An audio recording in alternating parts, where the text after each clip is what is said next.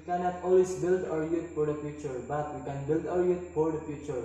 Franklin D. Roosevelt. A happy, healthy Monday morning sa lahat. Maayong buntag kanatong tanan.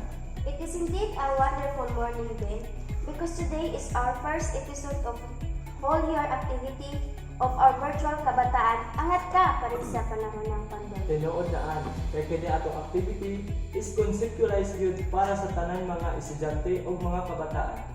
Kabataan, angat ka pa rin sa panahon ng pandemya. Daghan kaayong salamat, luyon ni ining COVID-19 pandemic, nagpabilin gihapon kitang mga kabataan nga magpadayon sa pagtuon.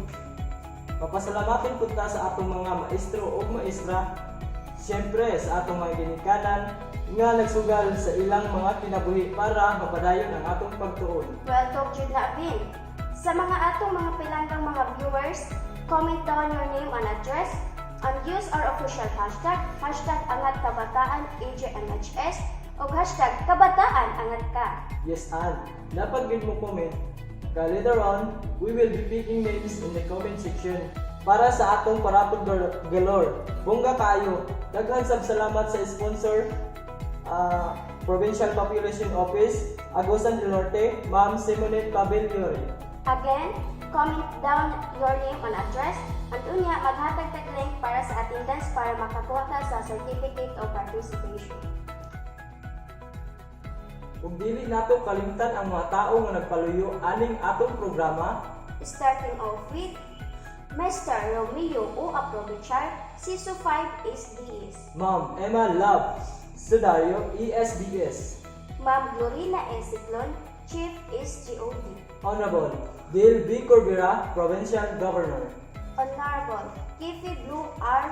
Leonard, SK Federation President Agusan del Norte. Honorable Berhelio Iscasinas, SP Member. Mr. Alexander Maquinano, Regional Director PAPCOM Caraga. Ma'am Colleen Tandayag, Division Youth Formation Coordinator. SGOD Family. Honorable Abilina S. Rosales, Municipal Mayor and the rest of the LGU Las Nieves officials. Honorable Arvin F. Lagrosa, SK Federation President Las Nieves. Mr. Carlos G. Samontina, PhD, District Supervisor, Las Nieves 2. Engineer Darwin T. Daimel, General Manager Anico Incorporated. Honorable Isaac Ridoble, Punong Barangay E.G. Montilla and the rest of Barangay Council. Mr. Roland G. Dilara, School Head. Mr. Don Nangkas, SSG Advisor. Mr. Angel Roy Longdakit, School ICT Coordinator. E.G. Montilla National High School, Teaching and Non-Teaching Staff. And of course, our parents. Thank you so much, ma'ams and sirs, for your never-ending support sa among mga kabataan. Tinuod yun na din, sila jud ang atong haliging mga kabataan. Daghan jud kaayo salamat. And of course, we should not forget to follow our health protocols. Always wear your mask bisan asa man mo adto. Maintain at least 2 meters of distance between each other. Di sad nato kalimtan ang hand washing and hand sanitizing para iwas COVID-19. I know all of you must be excited to witness the first episode with Ma'am Rosana. So, without further ado, let us begin with the singing of the Philippine National Anthem. This will be followed by the opening prayer. Mga kababayan, ang pambansang awit ng Pilipinas. Parang magiliw sa silangan, alap ng puso sa libo'y buhay. Lupang hinirang, doon ka nang magiting, sa manlulupi kita pasisi, sa dagat at pulok sa simula, sa langit mo baba, manilang ang pula at awit sa paglayang minaman, ang isat ng matawad mo'y tagumpay na nadidinig, ang ituwing na tarang niyang kanan, pangay magiling, lupa ng araw ng buwan, ating pagsinta, buhay langit sa piling mo, ang ligaya ng pagmay mag-apit, ang mamatay ng dahil sa'yo.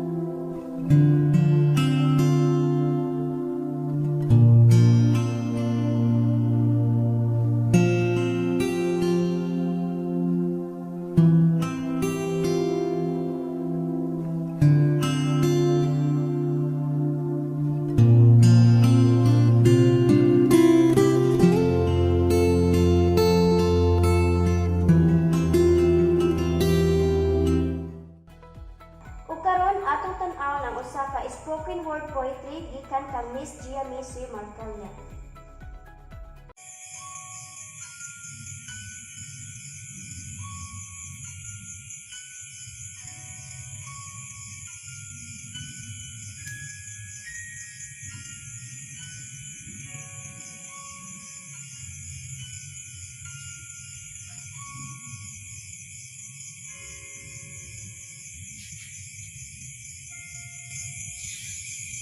Sa panahon ng pandemya, ako'y naging abala. Naiinip ako sa bahay, ngunit nandito ka at aking karamay. Ikaw ang rason kung bakit nagkaroon kami ng oras sa aking pamilya. Nagbibigay oras na sila'y aking makabanding at makasama. Marami ang gastusin nung may face-to-face pa. At nung binigay ka na, ako'y nakakatipid ng pera. Tinulungan mo akong maging masinop sa lahat ng bagay, lalo na sa panahon ngayon, kagipitan ay bumabalot sa ating buhay. Nalalayo ako sa kapahamakan na mahawaan, dahil hindi kita maiwan-iwan. Naging rason ka kung bakit mas gusto kong nasa bahay. Yun ang pagbibigay oras sa mahal ko sa buhay. Mahirap mang turuan ang iyong sarili, pero maganda ito para tayo magpursige. Binigyan mo ako ng rason na magpatuloy sa pag-abot ng aking pangarap, pagtsatsaga sa sarili at pagsisikap. Tinuruan mo akong huwag umasa sa iba, kasi sa mundong ito, kailangan mong tumayong mag-isa. Kahit na ikaw ay may kalituhan sa aming ulo, pero lahat ng tanong ay nasasagutan kung kakayanin mo. Sa mga mag-aaral ngayon, saka sa problema. Ngunit kung alam natin ang salitang pagpapahalaga, masasabi mo na mali pala ang aking pananaw at akala.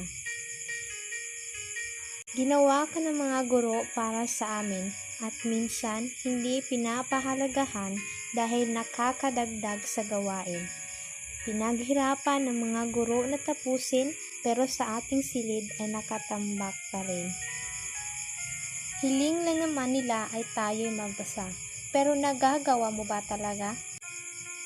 Sa halip na mag-ML, Facebook at iba pang nasa internet, bakit hindi natin paganahin ang iyong utak at mata? Sasabihin lang natin na nagsasayang lang tayo ng oras, wala naman tayong natutunan. Kasi nga, hindi mo naman sinubukan. Ginamit natin ang oras sa maling paraan.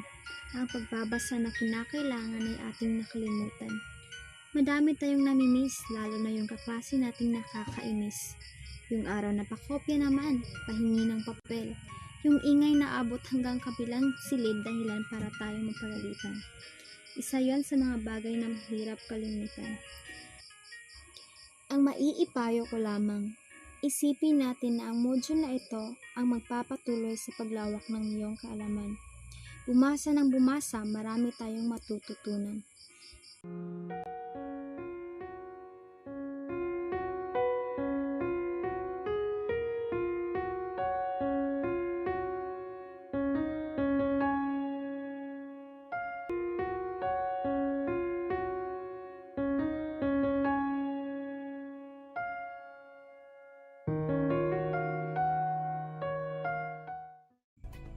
Wow! Lahi ra gyud.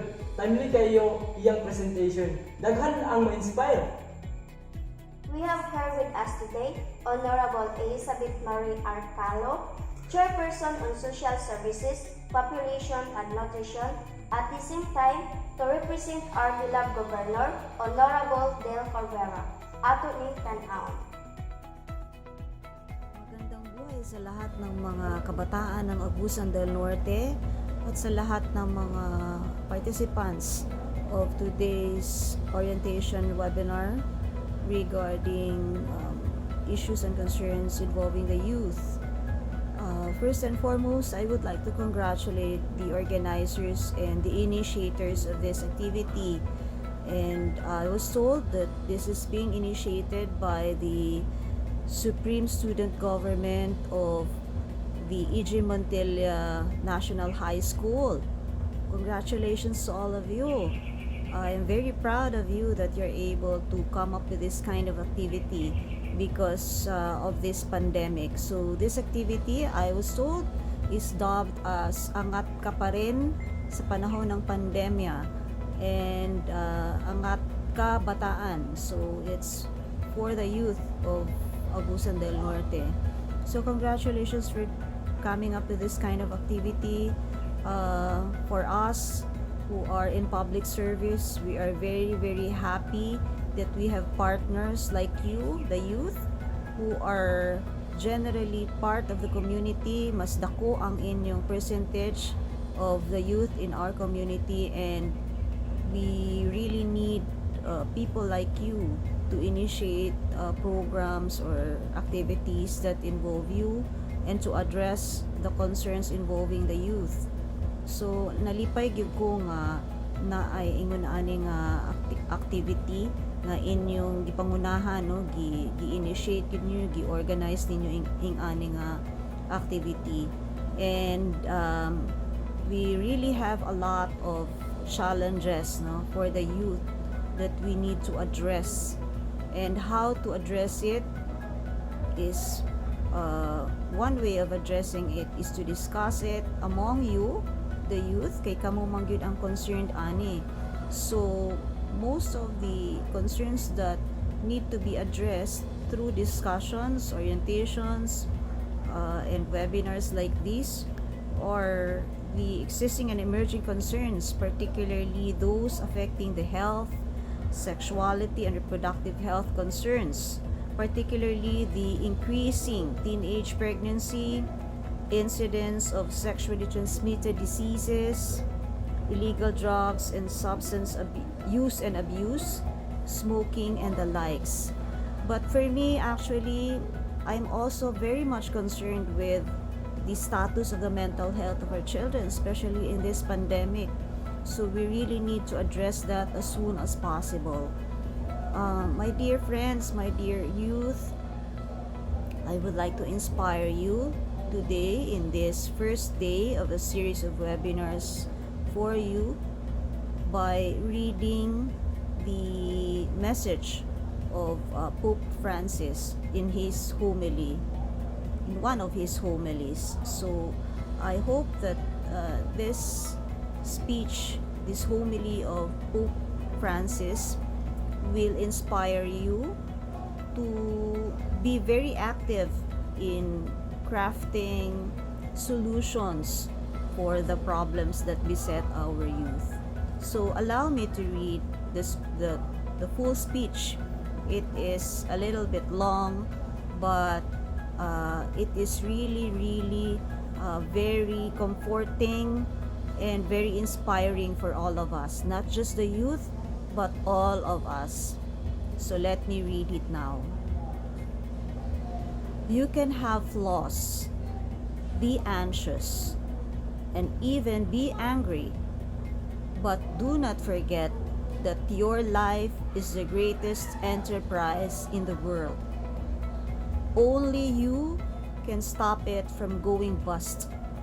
Many appreciate you, admire you, and love you. Remember that to be happy is not to have a sky without a storm, a road without accidents, work without fatigue, relationships without disappointments.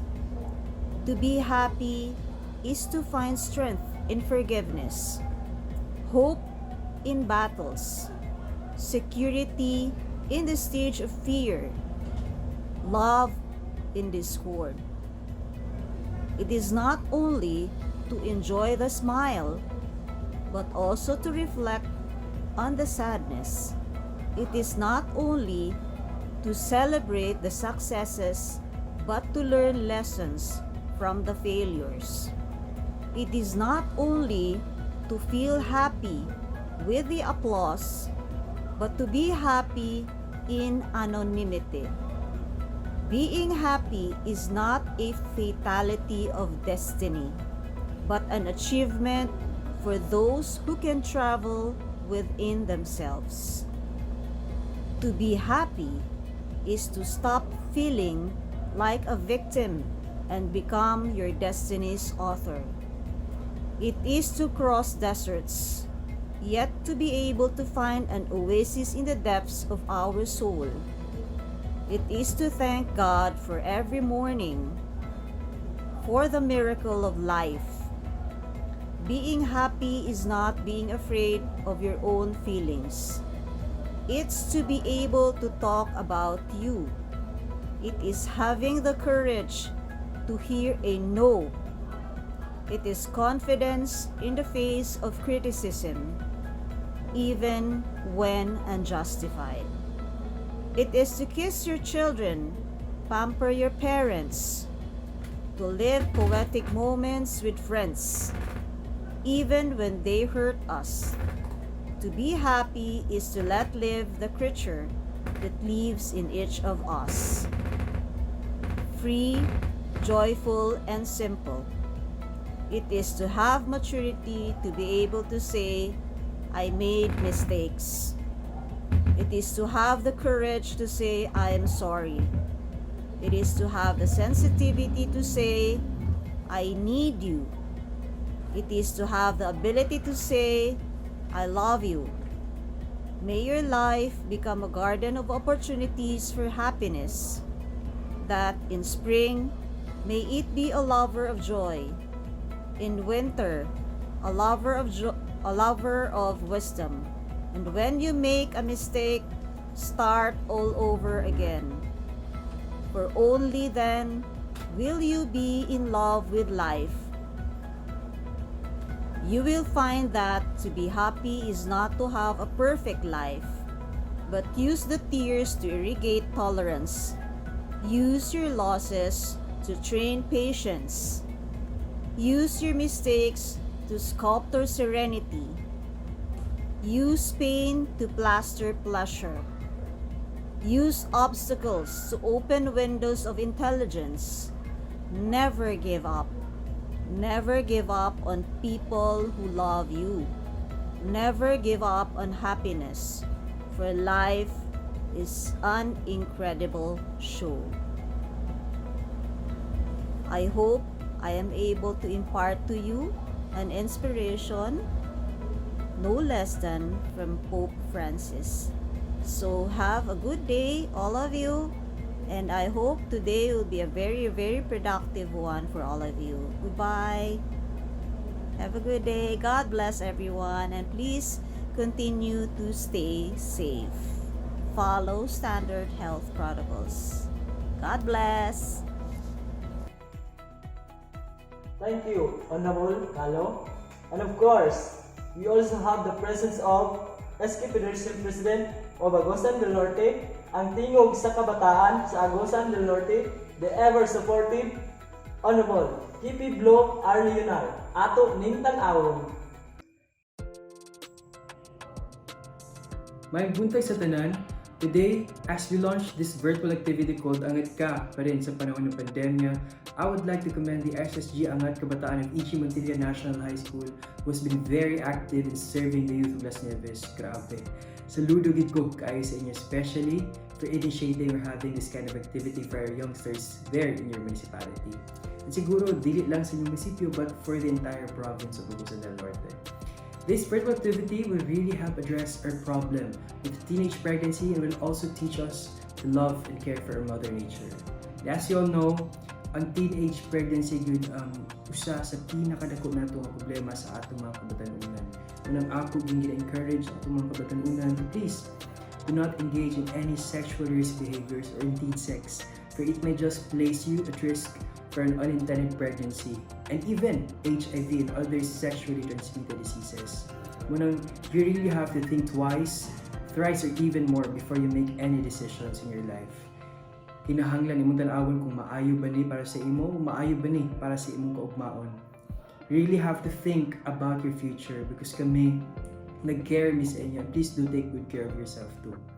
So now I won't speak for too long. Again, congratulations, and I really commend you guys, the SSG ANGAT Kabataan E Montilla National High School, for this very noble activity. I hope nga magpadayon inyong pagserbisyo sa atong mga fellow ng mga youngsters dito sa atong probinsya. And please know that the Provincial SK Federation of Agusan del Norte is always here to help and support you. Daghang salamat ug again maayong buntag sa tanan. Daghang salamat Honorable KP sa imong mensahe nga maka-inspired og samot sa amo to do more. This is to remind everyone to please share our live and do please like and follow our page and don't forget to comment your thoughts mahitungod sa atong topic karon using our official hashtag Angat Kabataan EJMHS o hashtag Kabataan Angat Ka. Og syempre, dili gyud kinahanglan malimtan ang hashtag ha, kay aron kamoy mapilian. Karon, atong nang sugdan ang unang episode entitled ABCDE of Teenage Pregnancy Prevention. Our guest speaker for today is a graduate of Bachelor of Science in Nursing, Village College of Nursing, and currently the nurse 2 for Senior High School in our division. Please help me in welcoming our guest, Ma'am Rosana Gamutan Duran. Take it away, Ma'am Rosana. Maayong adlaw natong tanan. Kumusta ta? I hope kitang tanan no okay ra. Hinaot ang tanan safe and healthy despite sa atong na-experience karon nga pandemic. So by the way, ako di ay si Rosana Gamutan Duran. You can call me Ate Osang, Ma'am Osang, or Ate Rose, or Ma'am Rose. I am a nurse by profession and currently I am the Division Agusan del Norte Adolescent Reproductive Health Focal Person. So for today, I will be discussing and sharing to you the modified presentation from our partner agency USAID FIGO, Papcom Caraga, and some from Papcom Mimaropa and DOH Caraga that will focus on the teen sexuality and reproductive health concerns, particularly the prevailing issue on the teenage pregnancy among adolescent youths in our community. So ready na ba ta maminaw? I hope and pray no nga kitang tanan are ready and you'll bear with me. Along the way, I hope that you'll have fun and learn from today's session. So, for the teenage pregnancy, at the end of this session, I am hoping that you will understand the reasons why young people nga same ninyo og age engage in sex. And then, we will be discussing the risks and consequences of teenage pregnancy as a consequence of a risky sexual behavior. And then, I hope that you will understand ways to avoid teenage pregnancy, understand the human fertility and its relationship or its relation to pregnancy, and at the same time, after learning all these things, it will strengthen your interpersonal relationship, critical thinking, and decision-making skills. So it is said that teenage pregnancy is more in the Philippines. It's not more fun, no, but it's more in the Philippines. According to statistics, the pregnancy rates during 2013 is that girls aging 15 to 19 years old, niabot na siya og 13.6%. To add the statistics, kahibalo ba ka na in the year 2017, there are 538 babies who are born from teenage moms according sa Philippine Statistics Authority or PSA. And then, in 2008 to 2017, it is said that teenage pregnancy in the Philippines reduced to 9%, but our country remains to be second in rank, second sa pinakadaghan og teenage pregnancy in Southeast Asian countries according sa report sa Save the Children Global. And in 2013, wala po nagpabiya ang Caraga, no? The Caraga teenage pregnancy rate reached 17.3%, which is higher than of the national. So from 4.1% in 2002 niabot na ta in 2013 to 17.3%. So 4 times ang iyahang or quadruple ang iyahang pag-increase, placing the region, ang Caraga region, na sa top 4 sa tibuok Pilipinas nga taas og teenage pregnancy. In 2019 pod, the teenage pregnancy rate in the Philippines increased to 7%. So gikan sa 62,341 cases in 2018, nahimo siyang 62,510 in 2019. So ni taas na po siya, no? From decrease sa 2008 to 2017, ni-increase na po siya by 2018 to 2019. And in 2021, the youngest recorded teenage mothers na ay duha nag-edad og 10 years old. So unsa pa yung gibuhat sa panahon nga 10 years old pa mo? Nagkuan pa sino, nagdampa-dampa, nagpatintero, nagunsa pa may dula ninyo, abal-abal, which is recorded in the National Capital Region and Region 4A in Calabarzon. So mangutana ta, unsa gyud kahadi ay ang mga reasons nganong naa man ni siya nag-exist maning teenage pregnancy. So, according to the studies, some reasons why young people or kamo mga batanon nga mo say yes to sex because of these following reasons. One is the curiosity. The curiosity that drives many teenagers to experiment on sex without knowing unsa di ang mga possible consequences, such as teenage pregnancy, such as nga matakdan ka og sakit like STIs or sexually transmitted infection and HIV ug other mga bloodborne diseases through sexual contact. Curiosity nga, hala, ingon sila nindot man daw kuno na, kada nga curiosity. Another reason is rebellion. Usahay, it is the rebellion or pagrebelde against sa family or sa authority in figures or sa no social norms. Kanang mo rebelde nga, muna, sige man ko ninyo tawag og iyat or uwagan. Ako na lang ng buhaton. So that's a form of rebellion, no? Ikatuli is conformity, wherein the teenager, most of musundog siya kay because most of his or her peers or even nga ang assumption nga kani nga grupo nako sa mga friends, ako na lang ang virgin, so para mo-conform siya, mapariha siya sa iyang ma-in siya, nara ang term, makasud siya sa trend or ma-in siya sa group of friends niya, naa siya'y pressure nga makasay yes to sex siya, kay mo may ginabuhat sa iyang mga barkada or kaila. Ikaupat is the sexual conquest. What is this? Mo ni siya ang panahon wherein nga ang mga batanon mag-ihap kung pila ka numbers of sexual encounters ang ilahang na-experience or relationship. Ay, bala ka nako bay, kay ako, ikalima na nin ako, ikanapo na nin ako. So that's the sexual conquest. Gihimog contest o gihimog trophy ang experience sa sex without acknowledging nga pwede siya makaharm sa imuha as a person or well-being. Next is the physical satisfaction. Tungod kay naa as a sexual person as we are, naa ang kanang urges, kagustuhan nga i-satisfy ang kana nga pagbati, sumo na mo say yes to sex na lang. Another reason is to save the relationship. Sometimes young people, especially young women, may say yes to sex kay naa ang perception nga hala kung basig kung dili ko musugot nga makig-sex niya, labo na kay mansary na mo or anniversary na mo ron, ay basin ubuwagan ko niya. So to save the relationship, you will say yes to sex. Another one is feel intimate and cared for. So for older youths, for younger youths nga mangita sila og kanang father figure or someone nga kanang gilook up nila, nga giariglar sila, they feel intimate and they feel nga gi-cared for sila. Those feelings may urge them to have the reason nga mo say yes sila to sex. So unsa pay other reasons why increasing ang teenage pregnancy today? One nga noticeable good is kanang early sexual initiation or early sexual debut, kanang sayo nga pagsugod og sulod sa sexual experience. Ikaduha is ang dako nga influence sa technology.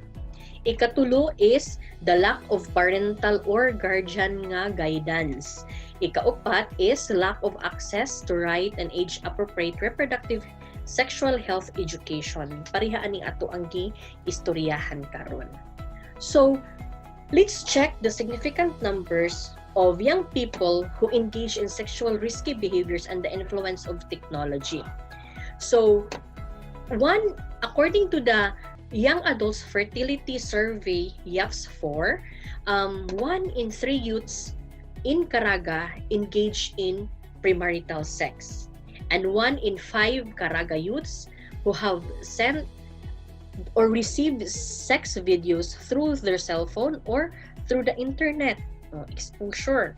And then another statistics is that 3.5% had sex with someone they met online or texting lang, through texting naka-eyeball.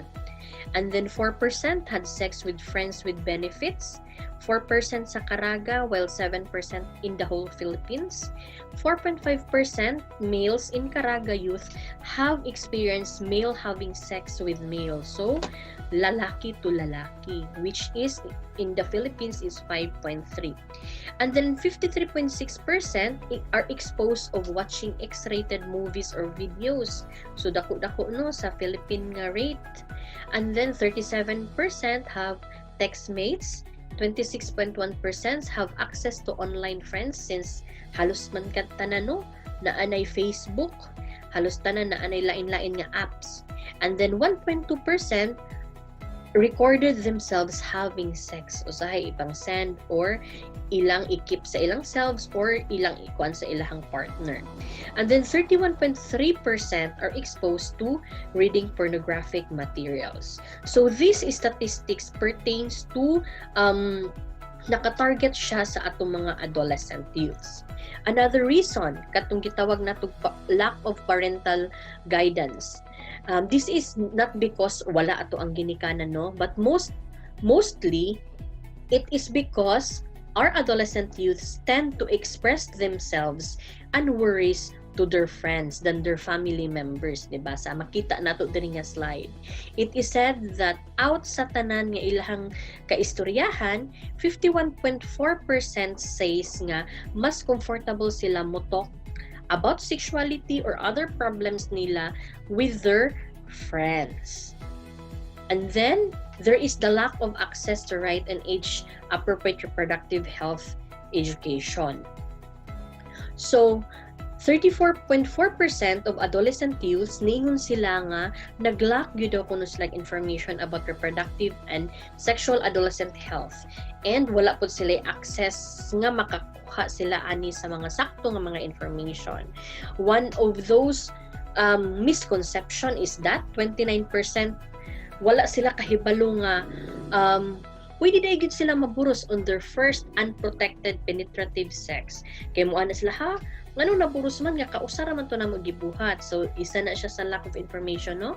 Bisag kausapan ninyo na gibuhat, quickie, kadali ra na siya. But tungod sa circumstances nga nag-ovulate ang babae, fertile ang babae, pwede gid siya maburos tungod sa kay unprotected ang penetrative sex. So isa na siya sa mga information nga lack sila of education about it. So these are some of the reasons why teenage pregnancy today is increasing. So unsa man ang mga negative risk for teen mothers and teen fathers if they become young parents? So for teen mothers, nako kayo og risk sa ilang health. Why? Early pregnancy is associated with pregnancy-induced high blood pressure, poor weight gain, anemia, sexually transmitted infection, and bleeding, which result to maternal death 2 times more than the adult. No? Kaya diba, they say nga, once pregnant ang usa ka mama, 50-50 ang iyang kinabuhi. Apan, mas mudubli pa ang risgo niini kung naa siya sa iyang teenage years buntis. Because some pregnant adolescents choose to induce abortion. And since abortion is illegal in the Philippines, usually buhaton siya in ways nga medically threatening siya, dili siya makaayo kung dili makarisgo sa kinabuhi sa babae. Ikaduha is the economic risk, which will result to poor nutrition and health for both the mother and the child. And then usually ang support from the fathers from the father's child is usually minimal or usahay pagyud wala pagyoy supo, wala pagyoy kanang support nga mahatag. It's because wala man poy kanang kapangitaan or ang pinakapait pagyud kanang mahit-anran. Human maburusan ang uyab or partner or ang babae mudagan sumunang mahit-anran. And then, for the economic concerns, fewer opportunities for employment for both mothers and fathers nga teenagers, especially if ang educational attainment nila is wala nila nakabot uban, wala na human og elementary, wala na human og high school, wala nakakuha og degree, or walay makapangitaan og kanang wala nakatungtong sa taas-taas nga education. And then, another thing is the social risk. Due to school interruption, maundang mangyud no, kasagaran, good thing lang sa uban nga makapadayon. And then unemployment and poverty, magbalik-balik ra ang iyang cycle sa kapobrehon ug sa poverty. Another thing is ang risk for both parents emotionally. So young mother and young father adolescents are not emotionally mature enough to be parents. Murang na atay madungog mo nga human maburos tuan lakaw-lakaw ra gihapon. So ang nahitabo ang nag-ariglar sa bata ang lulag-lulo ra or ang mamagpapa sa mga kaning nabuntisan. So isak because they are not yet emotionally ready for the responsibility. And if ever man ipugos ang marriage sa duha ka party, it may not be a satisfactory solution kay there is a higher probability of ending in failure nga magbulag ra gihapon sila. So I hope that after knowing this risk, this will remind our adolescent youth nga mas i-prioritize nila ang pagkabut sa ilang dreams una than to give in to the burning passion or emotion if they're into a relationship. Kay as we all know, daghay nagkalain-lain nga challenges and changes nga masinati sa usa ka batan-on during puberty, but knowing the consequences and risk nga mahiaguman if ever mo engage sila into early sexual relationship nga mo proceed to or mo lead to teenage pregnancy, I hope makatabang sa ila og pa-realize nga oy preno sa diay ko. So after knowing the reasons and risks of teenage pregnancy, let's now learn how to prevent it by learning the ABCDE of teenage pregnancy prevention and control. So remember these icons. So kung mo yung tag-letter A, unsa ka nga icon? Unsa man na siya nga icon? Murag stop, no? Stop or saying no. So A stands for abstinence. So keeping abstinent is the surest way to avoid pregnancy and other problems such as sexually transmitted infection. Kinahanglan gid kaayo no? And when we say abstinence, nag-require gyud na siya self-discipline. Kay naa man gyud ang mga pagbati ug naa ang mga urges. Pero kung naa nato pud ang values ug ang pagdisiplina nga ay dili pa karon angayan para sa akong edad, makaya gyud na siya nga mag-abstinence or mag-abstain. Walay sexual intercourse, ma-oral man siya, ma-anal man siya, ma-vaginal man siya, or bisag unsa nga pamaagi nga intercourse. So, sexual abstinence or hindi pakikipagtalik is the most effective method of preventing teenage pregnancy and acquiring different infections. And in saying no saying no effectively, kaya diba, if we abstain, ato man na siyang ipakita by saying no, kumuingon tag no to sex. So, ano means no? So, imo dyan na siyang ipakuano nga, ano means no. And, ipakita na nimo siya verbally, pagsulti nimo og non-verbally. Nga naman kag ma'am, apil ang non-verbally. Kaya basig nagsigi kag ingon og no, but nagdikit-dikit ka. So, when you say no, stand firm through sa imong body language. You say no, mo distansya ka, straight to the eyes nga no, dili sa ako mosulod karon ana kay mahadlok ko maburos or mahadlok ko sa consequences nga mahitabo. Saying no effectively also means kanang dapat iset pud nimo ang sceneries.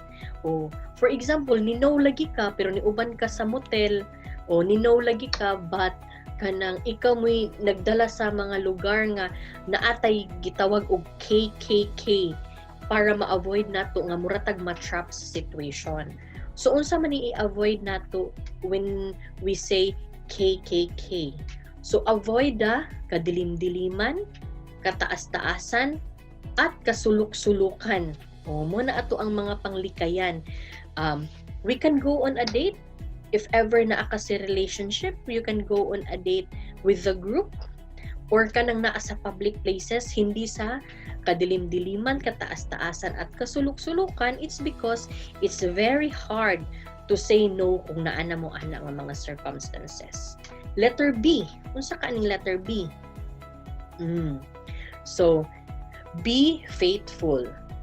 Dili lang sa partner, no? But be faithful to your future dreams. Labaw na kung single pa ka, wala pa ka naka-start og relationship, be faithful sa unsay gusto nimo kabuton.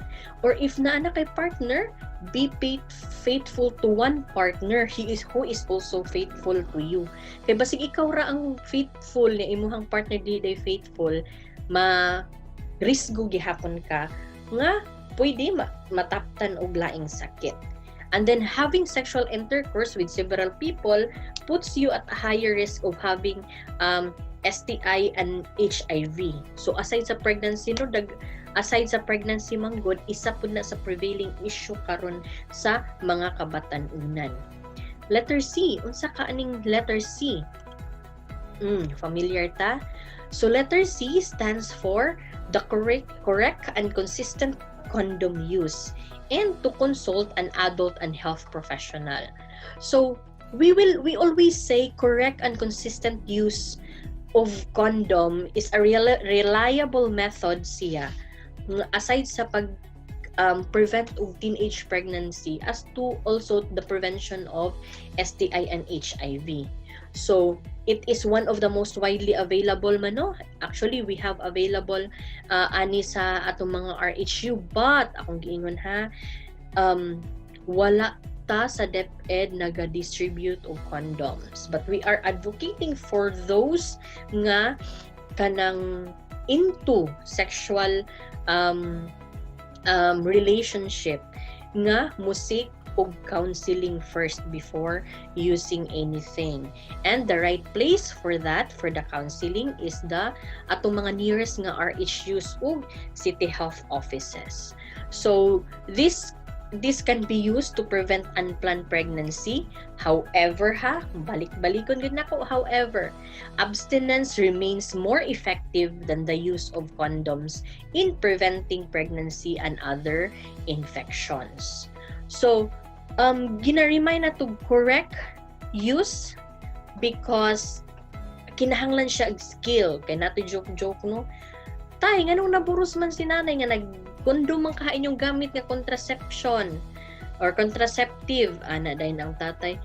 Ambot to ma'am, ako man tong gitaon sa saging kay mo may pagtudlo so na siya. It's a skill kay kung sayo pud nimo siya paggamit, dapat correct siya ang pag-use sa imuhang condom.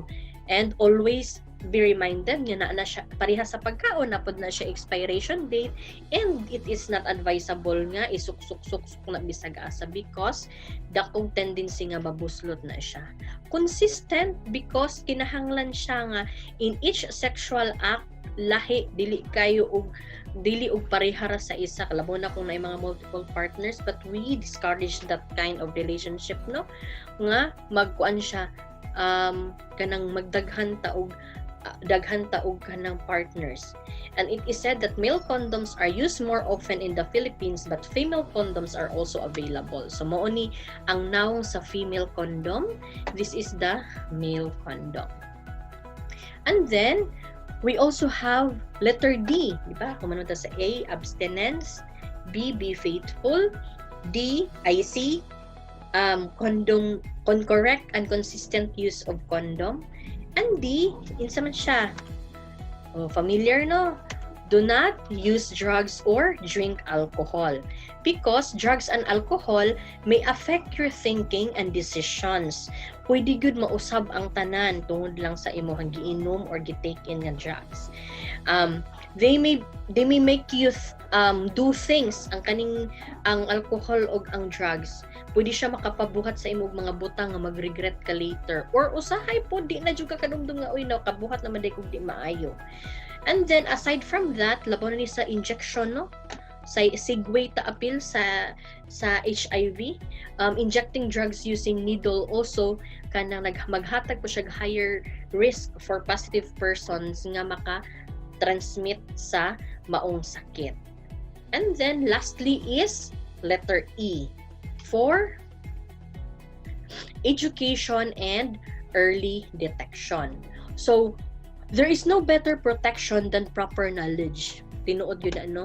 Kay the more knowledgeable ka sa mga butang, the more nga cautious ka sa imong buhaton nga, ay, bitaw no, di dahil na po buhaton kay mauni ang consequences. So we are encouraging you, teenagers, to get the facts on teenage pregnancy and other adolescent reproductive health concerns like STI, HIV, and if ever na ano may mga na-learn ani nga mga butang gikan sa DOH, PAPCOM ug other nga mga institution, do not be embarrassed to share what you have learned. Kay it could save your friends and family nga ma-share nimo ani nga knowledge. It could save them. So part of the education is knowing your fertility. So unsa man daining fertility? So fertility is about having a baby which involves the male and female reproductive organs and the brain. O ang mastermind ang brain. So when we say joint fertility, it involves contribution from the male and female. Though ang babae ang maburos no, it is joint which involves the united and equal contribution of male and female in the decision and the ability to have a child. So dili gyud na ingon nga tungod kay ang babae ra ang maburos sala sa babae, but it involves joint. Duha ang nakakontribute nganong naburos. So kanus akaha ang fertility sa lalaki magsugod ug mag-end.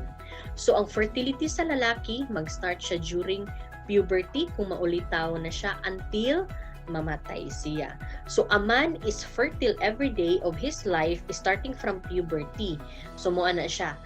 Ang lalaki can get a woman pregnant all throughout kay fertile man siya kung naay contact ng mahitabo. And in the conception of child, the male ang male ang nag-contribute sa sperm, wherein the sperm can live up to 5 days inside the woman's body. So dumdumo na to ng 5 days ha kay later on ato na siyang magamit nga knowledge. So ang sperm once mo enter na siya sa body sa babae, mabuhi pa na siya up to 5 days gikan siya nakasulod. So kanus apod mag-end ang fertility or mag-start ang fertility sa babae? So ang fertility sa babae mag-start siya sa iyahang first menstruation. So at puberty, a girl starts to menstruate, which means nga kung dugo na ka, there's a possibility na nga pwede na ka maburos kay nag-start na ka og menstruate. So she is fertile from the onset of her first menses. So in the conception of a child, di ba unsa to ang contribution sa lalaki, sperm? So for the girls, ang ato ang contribution is ang egg. So an egg is released at the ovulation during kausa lang siya sa isa ka menstrual cycle. And then a woman is fertile for a few days, a month only when an egg is present. So sa atong makita diri sa joint fertility diagram, wherein makita na to no, ang start sa fertility sa lalaki during puberty ug mag-end sa death. Sa babae, pag mag-start na siya menstruation mo, start na nga pwede na siya mabuntis until menopausal o pag menopause. Oo, ang ending sa babae. So during this time, if ever kung during sa ovulation, during sa kanang fertile stage sa babae, during sa fertile stage sa babae, if makasulod or naay presence of the sperm, it could lead to fertilization nga naay makreate nga baby.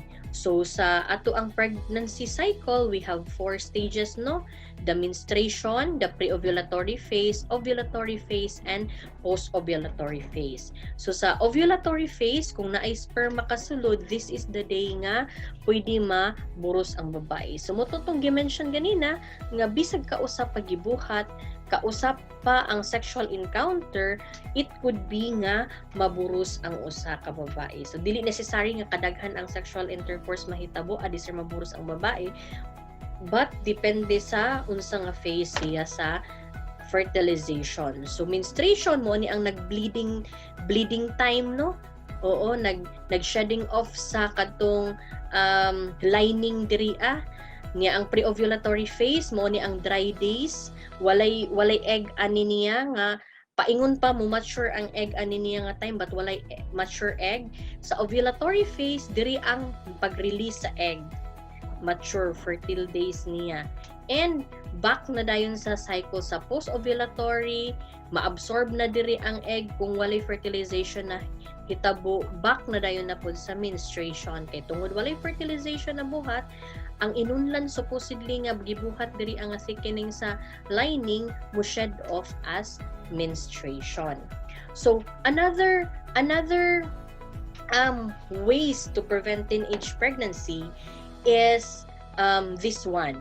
So it is said that 20% of teenage mothers tend to get pregnant again tungod guys sa lack of information on their rights nga ay nadi sila right nga maka-access sila sa different contraceptive methods.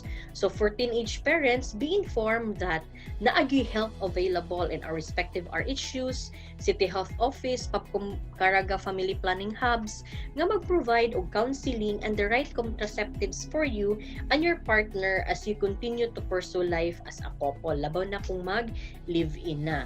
So modern contraceptives as another option for avoiding teenage pregnancy. So isa to sa akong na-mention ganina, no, katong letter C. And then in general, adolescents are eligible to use any method of contraception and must have access to a variety of contraceptive choices. So ang age, wala na siya nag-constitute of medical reason nga i-deny nato ang mga batan-on nga magmogamit og kani nga mga contraceptive methods. Muna isa sa reason no nganong taas kaayo, it's because di na mo duol. Usahay ang mahitabo naburos karon after a year maburos na pud, magduri mi fa sol lat dito, it's because naa ang fear nga ay bata pa man ko, di mo ko pwede pa siguro mag-contraceptive, so mo na siya. So proper education and counseling for both the woman and the man, laban ang teenage mama o ang teenage papa, before and at the time of method selection can help adolescents make informed and voluntary decision. Kaya kani siya, dili man ni siya pugsanay, voluntary yun ni siya nga decision. So, para po dili ta maignorante, no? Ato ang mga kabatununan, dili mag-ignorante, unsa man dayon mga modern contraceptive options for young people. So, I will be showing to you sa next succeeding slides, I'll be showing to you the different modern contraceptive options for young people. And to reiterate, o klaruhon gyud nako ha, nga sa DepEd, we are upholding nga mag-abstain sa gyud ang mga batan-on.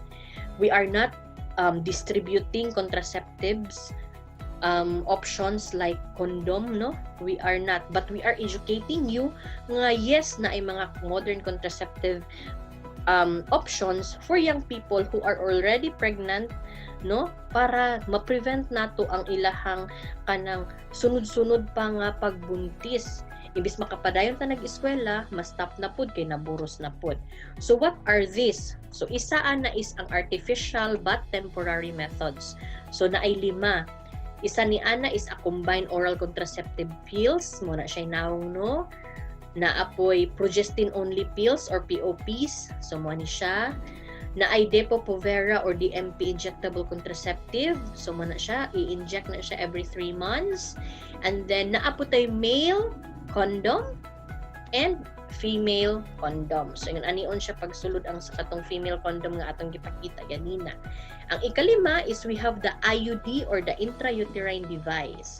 So mo ni siya nakati na siya, mura siya letter T nga isuksok diha para ang mag-prevent og pregnancy, succeeding pregnancy. While on the other hand, naaputay artificial and permanent methods. These permanent methods are not advisable for adolescents tungod kay permanente naman ni siya, di naman ni siya nato ma-reverse, unlike sa artificial nga kung naa na sa right age pwede na mo stop and mo padayon og kaburos. So one is vasectomy for males wherein nga i-cut and itay ang vas deferens, ang agianan sa sperm i-cut siya and kanang hihiktan. And tubal ligation naman for women wherein i-cut sub and cauterize ang fallopian tubes wherein diha mo agi ang egg during fertilization. So another natural methods is the fertility awareness based methods or FAB or natural family planning or NFP methods. So this involves identification of the fertile days in the menstrual cycle whether by observing the following fertility signs. So one nga fertility sign is the cervical mucus method. So i-observe ang cervical secretions sa mugawas nga mga discharges sa babae. So di ba sa 4 stages nato sa cycle, sa 4 stages nato during ovulation, kung makabantay ta nga very wet, stretchy and nagresemble of raw nga egg white ang ato ang discharge, that means nag-ovulate ta. Another method pod sa pag-observe is the basal body temperature wherein i-observe nato ang atong body temperature nga mo peak siya. So every day for a month mag-check ka sa imuhang temperature, and during ovulation mo kalit siya og peak ug mo pataas succeedingly, those are the times nga nag-ovulate ka. So dili siya one time ra nga pag-check sa temperature ha, every day on the same day. So another ikatulo is the calendar method or the standard days method wherein nga sa kaning sa standard days method good ra ni siya for those nga kahibaw sila nga regular ang ilahang cycle. Regular ang ilahang cycle from 26 to 36 days. Pero kung irregular gani, meaning layag-layagan ka, this is not advisable for you kay lisod man siya kwintahon. So for this, i-identify man nato kung ano sa ang imong ovulation day ug mag-count ta og 1, 2, 3, 4, 5 before the ovulation and 1, 2, 3, 4, 5 after the ovulation. Mauni siya ang mga days nga imo nga kanang i-consider nimo imong self as fertile days. Kaya di ba ang sperm mo live in the body of the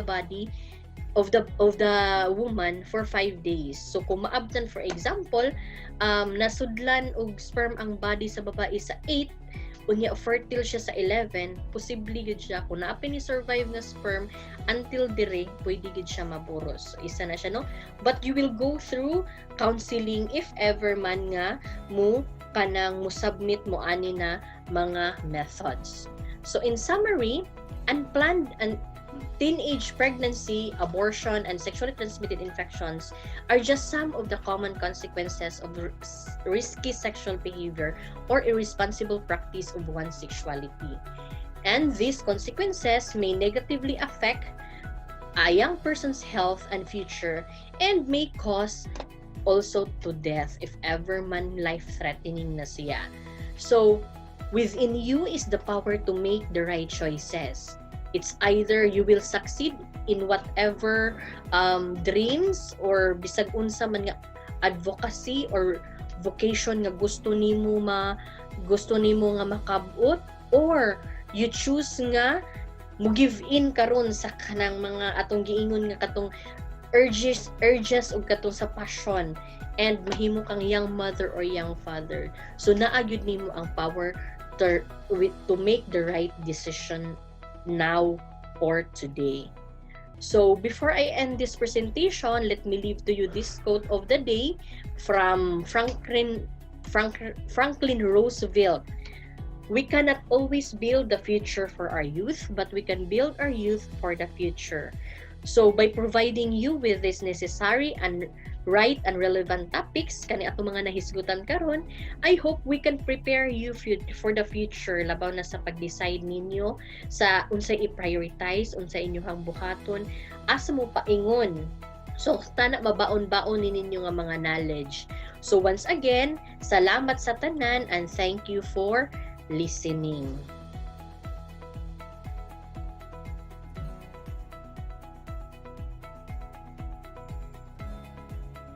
Wow! Daghan jud kaayo kog na-learn sa talk ni Ma'am Rosana. Dako kaayo siya guide for us kabataan. Hinuod kaan.